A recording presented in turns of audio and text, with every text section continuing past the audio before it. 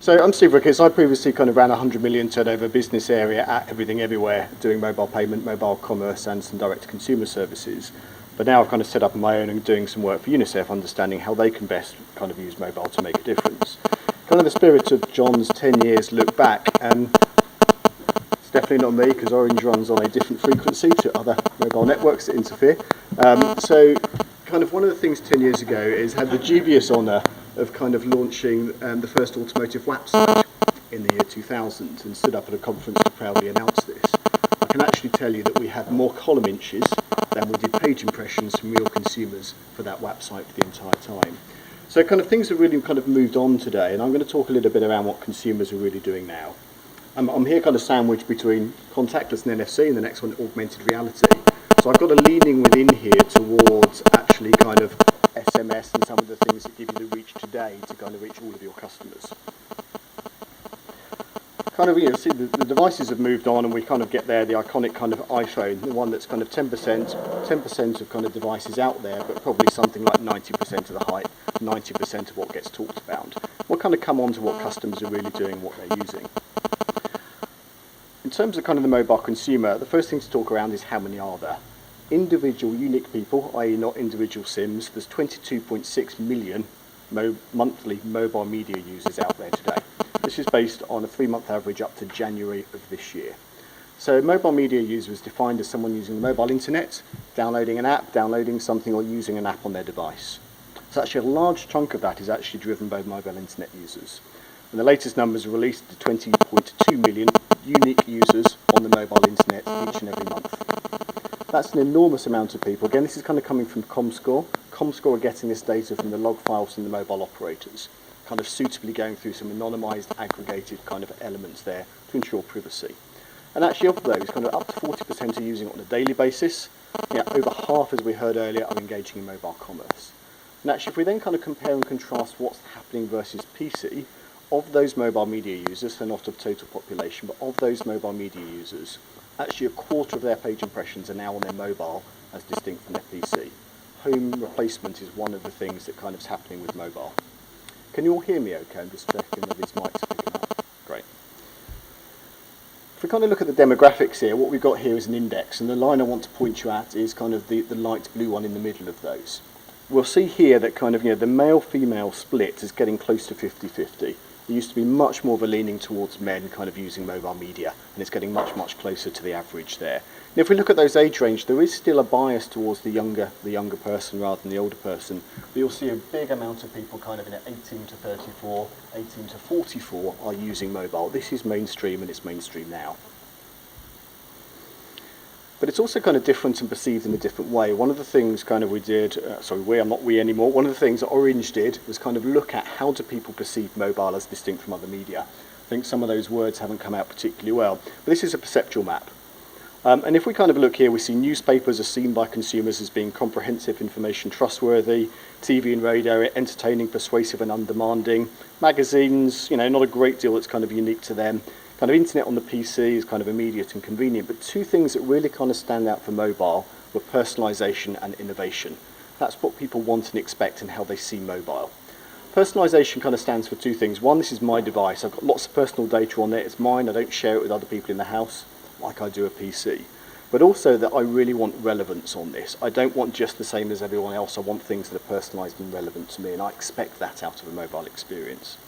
And innovation, it doesn't have to mean you do the latest augmented reality, adding in some contactless to that. It means doing innovation that makes things better for your customers relative to the brands, or the brands that kind of you as agencies kind of represent. But if you think social is important, then actually mobile is already. Actually kind of there's people spend 50% more minutes on Facebook on mobile than they do on PC.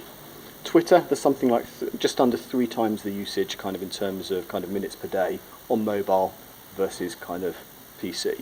So again, kind of if you're already thinking social is important, you should be there. Mobile and social are almost kind of becoming the same thing in terms of where and how people are using those. Some of that's just convenience and it's nice and easy, but some of that's actually just because your work network stops you from doing some of these things. So your employees are doing it on their phone as they're kind of pretending to work there at the desk. And actually kind of, the stats aren't too dissimilar in terms of how many people are going to Facebook on their mobile device.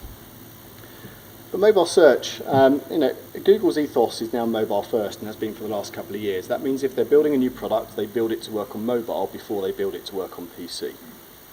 Now that kind of tells you something when kind of one of the world's foremost technology companies is thinking that's the way they need to operate to succeed.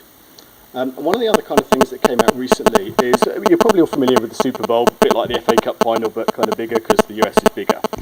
And kind of what Google did is look at kind of when TV ads are running during that Super Bowl. So there's one for Chrysler. How many more searches were there compared to usual for Chrysler? And there were 48 times more searches on a PC compared to normal on a kind of through there, but actually 102 times more mobile searches. What this is telling us is people are seeing a TV ad and they're more likely to pick up their mobile phone to find more about that brand. So twice as more likely in this particular case, kind of using this as a stat. And if we look at GoDaddy, which is kind of a domain name internet service provider type thing in the States, actually they're almost 10 times the amount of people kind of picking up and kind of driving search. So actually, mobile is that thing. It's not just the media on its own, it's being used in conjunction with other things, and your customers are already doing that. Mobile optimized kind of sites also drive engagement. This is one thing I kind of just nicked from you, John, the previous thing that you presented. So if we kind of look at the top retailer sites that are mobile optimized, they're getting kind of 59 page impressions a visitor. If we look at the top retailer sites on mobile that are not optimized, they're getting 18 page impressions a visitor. What this is kind of telling us is if you optimize your site to work well on a mobile screen, you're getting 3 times more engagement from your customers. The other thing to kind of point out on here is, depending on which stats and which sector you're in, 6 to 10% of your PC-based users who are coming onto your site are probably coming from their mobile. One of the questions is, if you've got a poor experience for that today, how can you afford to throw away 10% of your sales by taking them through a very difficult experience on a mobile phone? Try it. Go to your site, try it on a range of devices that are kind of out there. But actually it's not very surprising when you kind of look at the difference. And actually I've picked Marks & Spencer's here. They have a mobile optimized site. That's the one on the left. So you can probably read the menus and understand how easy that is to use versus the one on the right where I've just kind of said, actually no, show me the PC-based one. Basically you kind of have to use your phone a bit like microfiche and zoom in and out and kind of all over the place to navigate anywhere. It is much harder. And Marks & Spencer's are selling a lot of goods and making a lot of transactions through their mobile site, including sofas, for example. So actually they see this as being very successful and kind of making a lot for them. If we kind of look at when are people using mobile, this is a piece of research from the IAB. So this was kind of 500 respondents over 7 days and kind of understanding how are they doing it. What we see is on average is about 18 occasions of using mobile as a media, as opposed to text with your friends or phone calls with your friends during the course of the day, with the peak being in the evening. But actually if we dig down into that a little bit more, we kind of see different locations as some of the drivers behind this. So in the mornings, kind of this orange line here, which kind of goes up and then comes back down again, that's kind of at work. So very little use early in the day at work, very little use in the evening. Unsurprisingly, it's the working hours that are driving some of that. If we look at home, we see that actually there's a lot of usage of mobile media at home in the morning. Kind of goes down during the day and then goes back up to easily be the peak in the evening. So this is actually telling us people are choosing it. It's a first choice device for some media consumption in the home, where there's a PC, where there's a TV, where there's everything else that kind of sits there. And if we kind of look at out of home, about a third of those usage roughly kind of through the day as people are out and about for finding a restaurant, for example. So kind of one of the things to bear in mind is the context of what people are coming. If you've got a mobile site, actually the offers you put on the front page, you might put different ones at different times of the day by understanding where people are likely to be and what they're likely to be doing.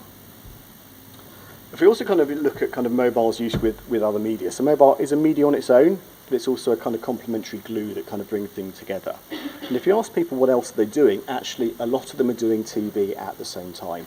It drops down. Actually, I'm still surprised there's 10% of people kind of using their phone in the cinema, kind of even after all the ads and stuff at the beginning saying don't. But kind of TV is one of those things that mobiles use particularly well with. And some other research that kind of Orange did kind of across Europe last year, so that actually mobile drives both TV and PC usage. So people have said that as a result of using mobile media, they've increased TV and internet consumption. Other things have gone down. It's not a win-win for all media with this.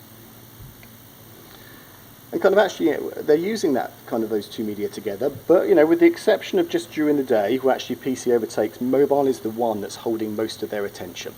So if they're sitting there with the TV and the mobile, more attention is on their mobile than is on the TV. And this is kind of what customers are saying as you kind of survey them and understand how are you using mobile as a device. But also, it's a great response mechanism. 40% of people saying they often use their mobile if they see an interesting advert. And if you think about your personal experience out there, almost a tiny proportion of adverts actually have a mobile call to action. Customers are just doing it because it's the way that's convenient for them.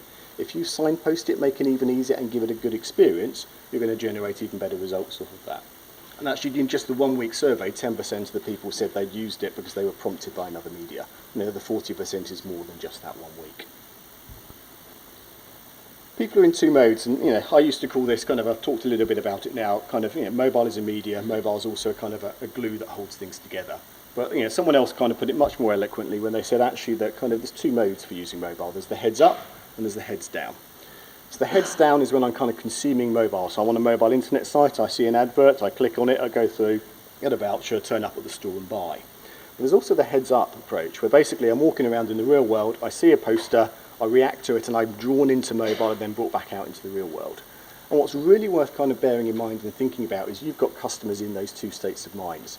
Where have you started the journey on mobile and where have you started the journey somewhere else? And make sure you optimise your purchase funnel and other bits that go along with those two.